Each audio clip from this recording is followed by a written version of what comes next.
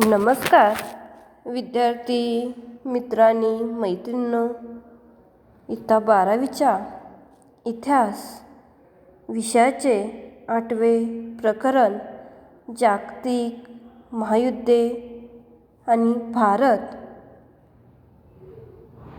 हे आपले शिकवून पूर्ण झालेले आहे।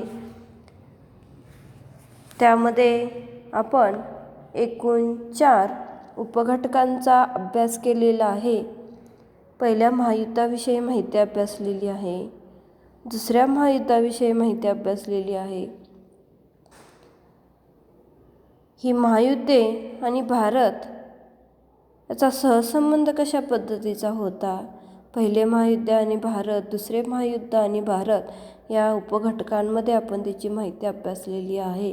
नंतर शेवटचा जो उपघटक आहे, या शेवटच्या उपघटकामध्ये महायुद्धाचे भारतावर कोणकोणते परिणाम झालेले आहेत हे परिणाम देखील आपण अभ्यासलेले आहेत। आजच्या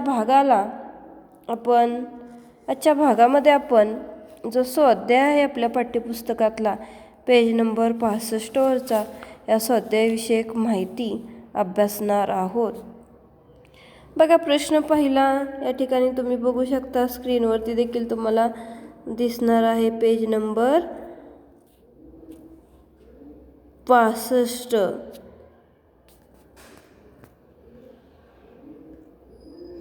बघा, प्रश्न क्रमांक 1 आहे, दिलेल्या पर्यायांपैकी योग्य पर्याय निवडून पूर्ण विधाने पुन्हा लिहा, असा हा प्रश्न आहे। प्रश्न पहिल्यातला त्यामध्ये एक दिलाय बघा, ऑस्ट्रियाने सर्बिया विरुद्ध युद्ध पुकारले तेव्हा डॅश डॅश देश सर्बियाच्या मदतीला धावून आला। ऑस्ट्रियाने ज्यावेळेस सर्बिया विरुद्ध युद्ध पुकारलेलं आहे, पहिल्या महायुद्धाचं तत्कालीन कारण आपण पाहिलेलं आहे बघा, तेव्हा रशिया हा देश सर्बियाच्या मदतीला विद्यार्थी मित्रांनो धावून आला होता। रशिया जो पर्याय आहे या ठिकाणी तो बरोबर असलेला पाहायला मिळतो। म्हणजे ऑस्ट्रियन राजपुत्र जो होता आर्यडूक फ्रान्सिस फर्डिनांड आणि त्यांची पत्नी याचा सर्बियात एका सर्बियन मातेपुरीनं खून केलेला आहे। याच्यामध्ये सर्बियाचा हात असावा अशी ऑस्ट्रियाची खात्री होती, त्यामुळे काय केलेलं आहे, ऑस्ट्रियाने सर्बिया विरुद्ध युद्ध पुकारलेलं आहे, तेव्हा रशिया सर्बियाच्या मदतीला धावून गेलेला आहे। म्हणजे या ठिकाणी रशिया उत्तर आपलं बरोबर आहे। नंतर दुसरं बघा, अमेरिकेने डॅश डॅश या शहरावर पहिला अणुबॉम्ब टाकला। अमेरिकेने हिरोशिमा आणि नागासाकी या दोन्हीही शहरावरती अणुबॉम्ब टाकलेला आहे, परंतु इथे काय आहे, पहिला अणुबॉम्ब कुठल्या शहरावर टाकलेला आहे, तर तो हिरोशिमावरती टाकलेला आहे। त्यामुळे हा पर्याय या ठिकाणी आपल्याला बरोबर उत्तरासाठी निवडायचा आहे। त्या ठिकाणी प्रश्न पहिल्यातला बघा, पुढील संचामधील गटातील चुकीची जोडी दुरुस्त करून लिहा। आता गट गट असे 2 संच दिलेले आहेत। गटातील चुकीची जोडी काय करायची आहे, आपल्याला दुरुस्त करून लिहायची आहे।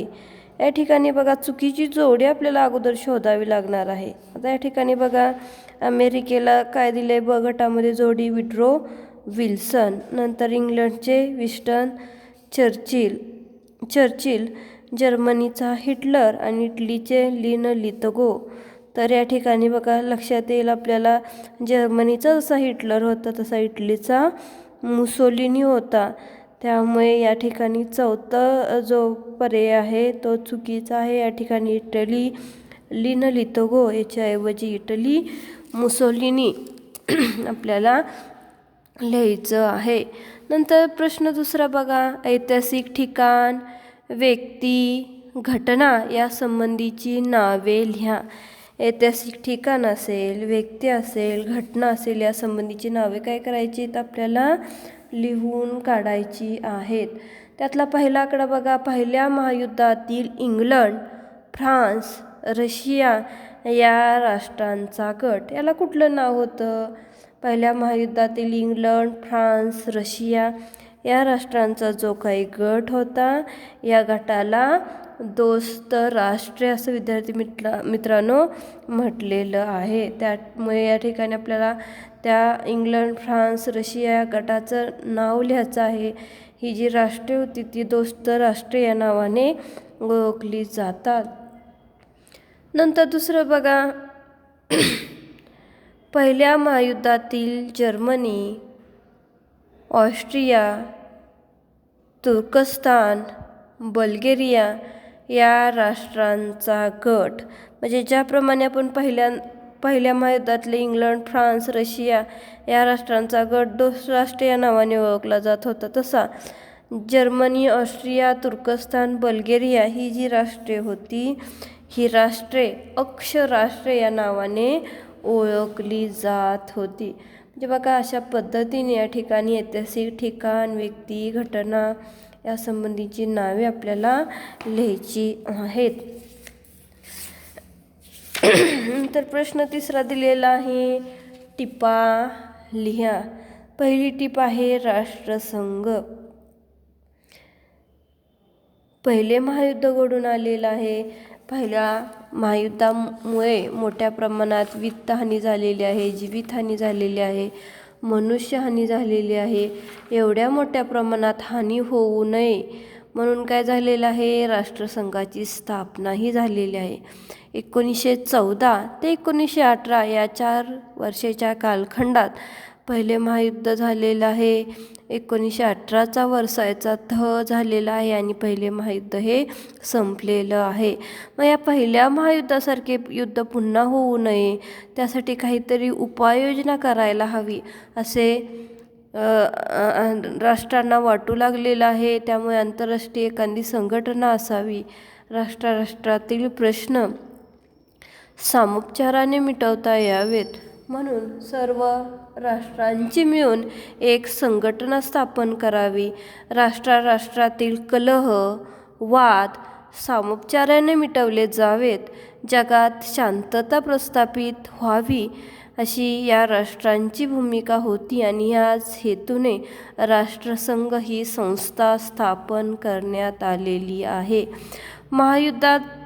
पहिल्या महायुद्धामध्ये पराभूत झालेल्या जर्मनी, ऑस्ट्रिया इत्यादी राष्ट्रांना या संघटनेत सभासद होण्यास मज्जाव देखील करण्यात आला होता. अमेरिकेने राष्ट्रसंघ ही संकल्पना मांडली होती, परंतु मात्र अमेरिकेने सदस्यत्व राष्ट्रसंघाचे स्वीकारलेलं नाही. त्यामुळे राष्ट्रसंघात इंग्लंड आणि फ्रान्स या देशाचेच वर्चस्व कायम राहिलेलं आहे. म्हणजे अशा पद्धतीने बघा तुम्हाला राष्ट्रसंघाविषयी माहिती या ठिकाणी नमूद करावी लागणार आहे. नंतर दुसरी टीप दिलेली आहे बघा, डॉक्टर कोटणीस यांच्याविषयी आपण एका भागामध्ये शेवटी अभ्यासलेला आहे बघा. डॉक्टर कोटणीस जे होते ते आपल्या सोलापूरमध्ये जन्मलेले आहेत. 10 ऑक्टोंबर 1910 रोजी सोलापूर येथे त्यांचा जन्म झालेला आहे. दुसऱ्या महायुद्धाच्या कालखंडामध्ये चीनचे जे काही जखमी सैनिक होते हे जखमी सैनिक त्यांची सेवा करण्याचं काम या डॉक्टर कोटणीसांनी केलेलं आहे. 1937मध्ये ज्यावेळेस जपानने चीनवरती आक्रमण केलेलं होते विद्यार्थी मित्रांनो, त्यावेळेस चीनी सरकारने आपल्या पंडित नेहरूंकडे मागणी केली होती आणि त्यांच्या मार्गदर्शनाने, सल्ल्याने या जखमी चीनी सैनिकांची सेवा करण्याचे काम डॉक्टर कोटणीस यांनी केलेलं आहे. पंडित नेहरूंनी जखमी चीनी सैनिकांची सेवा करण्यासाठी 5 डॉक्टर चीनला पाठवले होते. त्यात डॉक्टर कोटणीस जे होते ते मुख्य होते. त्यांनी जवळजवळ 5 वर्ष विद्यार्थी मित्रांनो चीनी सैनिकांची देखभाल करण्याचं काम केलेलं आहे. या डॉक्टर कोटणीसांचे प्लेगच्या साथीत 9 डिसेंबर 1942 रोजी निधन हे झालेलं आहे. डॉक्टर कोटणीस यांचा त्याग, त्यांची समर्पण वृत्ती भारत आणि चीन या देशात मैत्रीपूर्ण संबंध प्रस्थापित करण्यास विद्यार्थी मित्रांनो कारणीभूत ठरलेली आहे. म्हणजे डॉक्टर कोटणीस यांनी जो चीनी सैनिकांची सेवा करण्यामध्ये त्याग किंवा समर्पण वृत्ती दाखवली होती, त्यामुळे साहजिकच काय झालेलं आहे, भारत आणि चीन या देशात मैत्रीपूर्ण संबंध प्रस्थापित झालेले आहे. व्ही शांताराम यांनी काय केलेलं आहे, डॉक्टर कोटणीस की अमर कहाणी हा चित्रपट निर्माण करून या डॉक्टर कोटणीसांची स्मृती चिरस्थायी करण्याचा प्रयत्न केलेला आहे. डॉक्टर कोटणीस जे होते ते सोलापूरचे होते. त्यांचं सोलापूरला घर आहे. सध्या ते घर स्मारक म्हणून घोषित केलेलं आहे. डॉक्टर कोटणीस यांच्याशी संबंधित गोष्टीचे संग्रहालय देखील असलेले पाहायला मिळते. म्हणजे बघा, अशा पद्धतीने डॉक्टर कोटणीस जे होते ते आपल्या सोलापूर जिल्ह्यात जन्मलेले एक महान व्यक्ती होते. त्यांच्याविषयी माहिती आपल्याला या टिपेमध्ये लिहायची आहे. नंतर पुढील विधाने सकारण स्पष्ट करा, असं चौथा प्रश्न आहे. आता सकारण स्पष्ट करायचं आहे. पहिलं सकारण काय दिलेलं आहे, पहिलं विधान बघा, भारताला दोन्ही महायुद्धांमध्ये सहभागी व्हावे लागले. तर विद्यार्थी मित्रांनो, का सहभागी व्हावं लागलं याचं काय करायचं आहे, आपल्याला कारणे लिहायची आहेत. कमीत कमी या ठिकाणी आपल्याला 3 कारणे लिहिता आली पाहिजेत. भारताला दोन्ही महायुद्धांमध्ये सहभागी का व्हावं लागलेलं आहे, तर भारत ही इंग्लंडची वसाहत होती. भारताची इच्छा असो वा नसो, इंग्लंडने भारताला युद्धात सक्तीने सहभागी करून घेतले होते. म्हणजे ही जी 2 महायुद्ध झालेली आहेत, या दोन्ही महायुद्धाच्या कालखंडामध्ये भारत ही इंग्रजांची वसाहत होती. त्यामुळे भारताला स्वतःचा निर्णय घेण्याचा अधिकार अजिबात नव्हता, कारण ब्रिटिशांचं शासन होतं. भारत ही इंग्लंडची वसाहत होती. त्यामुळे स्वतःकडे अधिकार नसल्यामुळे युद्धामध्ये सहभागी व्हावे का न व्हावे याचा अधिकार भारताला नव्हता.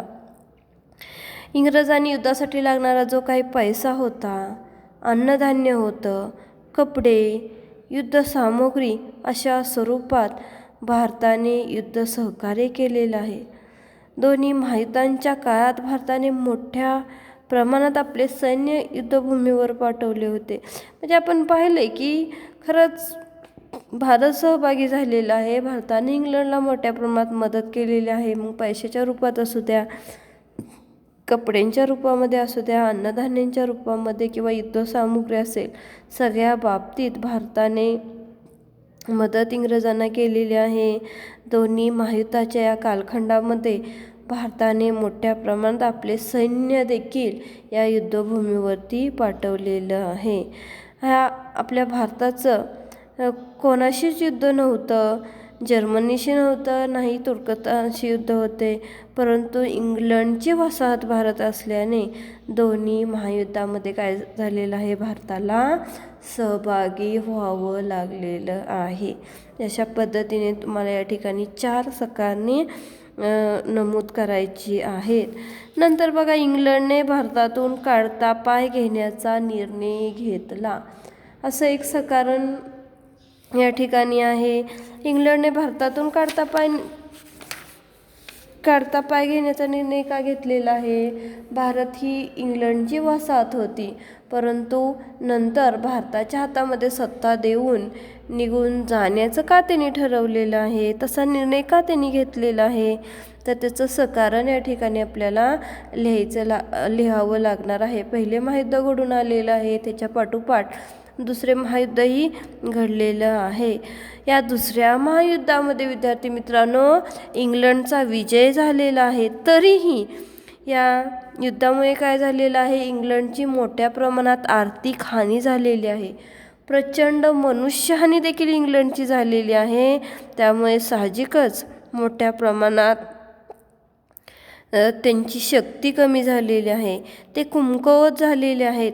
या कमकुवत झालेल्या ब्रिटिश सत्तेचा भारतीय जनतेवरील व आपल्या भारतीय सैनिकांवरील असणारा जो काही दरारा होता विद्यार्थी मित्रांनो, हा दरारा देखील त्यावेळेस कमी झालेला होता. त्यामुळे साहजिकच त्याच वेळेस आपल्या भारतीयांनी लढा दिला होता. हा लढा अधिक तीव्र झालेला आहे. स्वातंत्र्य लढा, असहकार आंदोलन असेल, 1942चे भारत छोडो आंदोलन असेल, साहजिकच ह्या ज्या काही चळवळी होत्या, चळवळी दडपून टाकणे ब्रिटिश सरकारला कठीण जात होतं. त्यामुळे आपण यापुढे भारतात सत्ता टिकवू शकणार नाही याची जाणीव ब्रिटिश राज्यकर्त्यांना झाली होती. त्यामुळे साहजिकच काय केलेलं आहे, इंग्लंडने आपल्या भारतातून काढता पाय घेण्याचा निर्णय हा घेतलेला आहे. अशा पद्धतीने तुम्हाला या ठिकाणी 4 कारणे नमूद करायची आहेत. नंतर प्रश्न 5वा बघा, खालील प्रश्नांची सविस्तर उत्तरे लिहा. आता सविस्तर उत्तरे लिहासाठीचा प्रश्न या ठिकाणी आपल्याला विचारलेला आहे. दुसऱ्या महायुद्धाची कारणे लिहा. पहिल्या महायुद्धाची जशी कारणे आहेत तशी दुसऱ्या महायुद्धाची देखील आहेत. तेवढीच पहिलं महायुद्ध महत्त्वाचं आहे, दुसरं महायुद्ध महत्त्वाचं आहे. या ठिकाणी जरी तुम्हाला दुसऱ्या महायुद्धाची कारणे लिहा म्हणून प्रश्न असेल तरी पहिल्या महायुद्धाची कारणे देखील तुम्हाला सविस्तर अभ्यासावायची आहेत. तर या ठिकाणी बघा, आता वहीमध्ये लिहिताना स्वाध्याय सोडत असताना तुम्ही दुसऱ्या महायुद्धाचीच फक्त कारणे लिहिणार आहात, परंतु अभ्यास करत असताना पहिल्या महायुद्धाची कारणे देखील समजून घ्या. ती देखील महत्त्वाची असलेली पाहायला मिळतात. आता दुसऱ्या महायुद्धाची कारणे सुरुवातीला म्हणजे महत्त्वाचं म्हणजे दुसरं महायुद्ध कुठल्या कालखंडामध्ये झालेलं आहे या ठिकाणी नमूद करणं आवश्यक आहे. 1939 ते 1945 या दीर्घ कालखंडामध्ये दुसऱ्या महायुद्ध घडून आलेलं आहे. या दुसऱ्या महायुद्धाची कारणे म्हणजे बघा, सुरुवातीला महत्त्वाचं कारण म्हणजे वर्सायचा तह. अपमानकारक असा हा वर्सायचा तह होता. जर्मनीवरती वर्सायच्या तहाने अपमानास्पद अटी लादल्या होत्या. जर्मनी आणि तिच्या मित्र राष्ट्रांमध्ये असंतोष निर्माण झाला होता. जर्मनीत नाझी हिटलरने सत्ता हस्तगत करून वर्सायचा तह फेटाळून लावलेला आहे. त्याने लष्करी सामर्थ्य वाढवून जर्मनीला पुन्हा बलशाही देखील बनवण्याचा प्रयत्न केलेला आहे. सैन्यबळ असेल, आरमार, वायुदळ समर्थ करण्यावरती या हिटलरने भर दिलेला आहे. सोव्हिएत रशिया हे जे राष्ट्र होते ते साम्यवादी राष्ट्र होते. या काळात समर्थ अशी शक्ती त्यांच्याकडे होती, म्हणजे समर्थ असं हे राष्ट्र होतं. रशिया बलिष्ठ होणे हे या भांडवलशाही राष्ट्रांना खूपच होते. रशिया जर्मनीचा शत्रू असल्याने साहजिकच या जर्मनीच्या आक्रमक धोरणाकडे इंग्लंड आणि फ्रान्सने दुर्लक्ष केलेलं आहे. हे देखील एक महत्त्वाचं कारण असलेलं पाहायला मिळते. नंतर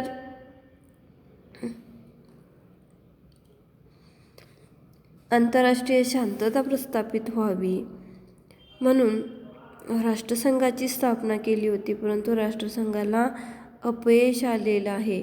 आक्रमक राष्ट्रवाद असेल, लष्करवाद असेल, यांना वेळीच आळा घालणे आवश्यक होते, परंतु तो घालता आला नाही. त्यामुळे काय झालेलं आहे, राष्ट्रसंघाने दुर्लक्ष केल्यामुळे जर्मनी, इटली, जपान या राष्ट्रांचं आक्रमक धोरण पुढे चालू राहिलेलं आहे आणि त्यामुळे काय झालेलं आहे, दुसरं महायुद्ध हे घडून आलेलं आहे. पहिलं महायुद्ध घडून आल्यानंतर युरोपामध्ये शस्त्रास्त्र निर्मितीची जणू काही स्पर्धा सुरू झालेली होती. त्यामुळे प्रगत राष्ट्रे जी होती ती अतिशय विध्वंसक अशी शस्त्रे तयार करू लागलेली आहेत. दारुगोळ्याने भरलेले कोठार बनले गेलेले आहेत. म्हणजे जास्तीत जास्त आधुनिक अशी शस्त्रास्त्रे निर्माण झाली. त्यामुळे दुसरं महायुद्ध हे विद्यार्थी मित्रांनो घडवून आलेलं आहे. म्हणजे बघा अशा पद्धतीने वेगवेगळी कारणे या दुसऱ्या महायुद्धाची असलेली पाहायला मिळतात. या ठिकाणी आपण थोडक्यात ही कारणे बघितलेली आहेत. तुम्ही वहीमध्ये लिहिताना मात्र अगदी सविस्तर याच्या स्पष्टीकरणासह ही कारणेही लिहून काढायची आहेत. नंतरचा प्रश्न बघा, भारतीय लोक राष्ट्रीय चळवळीत मोठ्या संख्येने सामील का झाले? आपली भारतीय जनता जी होती ती राष्ट्रीय चळवळ ज्या उभारल्या गेल्या आहेत त्या चळवळीमध्ये मोठ्या संख्येने का सामील झालेले आहे? स्वातंत्र्याची मागणी त्यांनी केलेली आहे, चळवळी केलेली आहे, असहकारसारखं आंदोलन केलेलं आहे. मग या चळवळीत मोठ्या संख्येने का सामील झाले ते या ठिकाणी आपल्याला लिहायचं आहे. बघा, पहिल्या महायुद्धात सहभागी होण्याचा आपल्याला भविष्यात फायदा होईल ही राष्ट्रीय सभेची एक आशा होती. राष्ट्रीय सभेला असं वाटत होतं की आपण जर पहिल्या महायुद्धामध्ये सहभागी झालं तर आपल्याला काय होणार आहे, भविष्यात त्याचा फायदा होणार आहे. परंतु राष्ट्रीय सभेची ही आशा फोल ठरलेली आहे. दुसऱ्या महायुद्धाच्या वेळी राष्ट्रीय सभेने ज्यावेळेस स्वातंत्र्याची मागणी केलेली आहे त्यावेळेस मात्र इंग्लंडने दुसरे महायुद्ध संपल्यानंतर आपण भारताच्या स्वातंत्र्याचा विचार करू असं म्हटलेलं आहे. परंतु राष्ट्रीय सभेने स्वातंत्र्याची मागणी अगदी नेटाने पुढे केलेली आहे. इंग्लंडला युद्ध काळात मनुष्यबळाची, पैशांची गरज निर्माण झाली होती. त्यामुळे सरकारने काय केलं होतं, भारतामध्ये लष्कर भरती, अगदी आपण बघितले सक्तीची ही लष्कर भरती होती. सक्ती लष्करामध्ये सहभागी होण्यासाठी, सैन्यामध्ये भरती होण्यासाठी लोकांवरती, आपल्या भारतीयांवरती सक्ती देखील केली होती. त्याचबरोबर जनतेवरती वेगवेगळे कर लादले होते. त्यामुळे महागाई वाढली होती. व्यापार आणि उद्योगांवरती देखील मोठ्या प्रमाणात कर लादले होते. जीवनावश्यक ज्या वस्तू होत्या या जीवनावश्यक वस्तूंच्या किमती देखील वाढलेल्या आहेत. बेकारीचे प्रमाण वाढलेले आहे. ब्रिटिशांचे आर्थिक शोषण करण्याचे धोरण हे चालू झालेलं आहे आणि त्या धोरणाची जाणीव भारतीयांना झालेली आहे की ब्रिटिश सरकार आपलं आर्थिक शोषण कशा पद्धतीने करत आहे. यामुळे लोक जागरूक झालेले आहेत. राष्ट्रीय सभेने इंग्लंडला आर्थिक सहकार्य केलं आम्ही, तर त्या बदल्यात आम्हाला स्वातंत्र्याची मागणी त्यांनी केलेली आहे. त्या बदल्यात आम्हाला तुम्ही स्वातंत्र्य द्या. परंतु ही मागणी जी होती ती इंग्लंडने फेटाळलेली आहे. त्यामुळे राष्ट्रीय सभेने काय केलेलं आहे, स्वातंत्र्याची जी काही चळवळ होती ही स्वातंत्र्याची चळवळ अधिक तीव्र अशी केलेली आहे. कामगार, शेतकरी, मध्यमवर्गीय हे सर्व ब्रिटिश सत्तेच्या विरोधात राष्ट्रीय चळवळीत मोठ्या संख्येने सहभागी देखील झालेले आहेत. म्हणजे बघा अशा पद्धतीने आपले भारतीय लोक राष्ट्रीय चळवळीत मोठ्या संख्येने सामील झालेले आहेत. इंग्लंडला आर्थिक सहकार्य करायची भारताची इच्छा होती, परंतु आपल्या राष्ट्रीय सभेने स्वातंत्र्याची मागणी केलेली आहे. तुम्हाला आर्थिक सहकार्य आम्ही केलं तर त्या बदल्यात आम्हाला काय केलं पाहिजे, तुम्ही स्वातंत्र्य दिलं पाहिजे, आमचं स्वातंत्र्य आम्हाला बहाल केलं पाहिजे. परंतु भारताची ही जी काही मागणी होती ही मागणी इंग्लंडने फेटाळलेली आहे.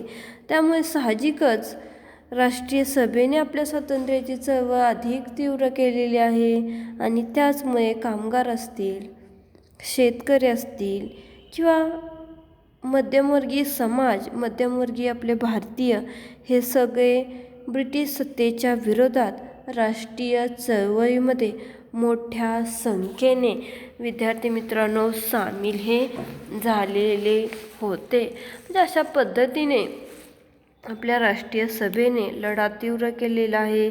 सगळ्या लोकांना जागरूक केलेलं आहे.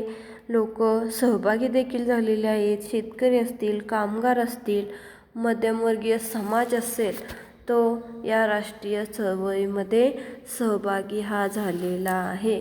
नंतर उपक्रमामध्ये काय दिलेलं आहे बघा, डॉक्टर द्वारकानाथ कोटणीस यांनी चीनमध्ये केलेल्या कार्याची माहिती संकलित करा. या ठिकाणी कोटणीस यांनी चीनमध्ये जे काही कार्य केलेलं आहे त्याची काय करायची आहे माहिती आपल्याला संकलित करायची आहे.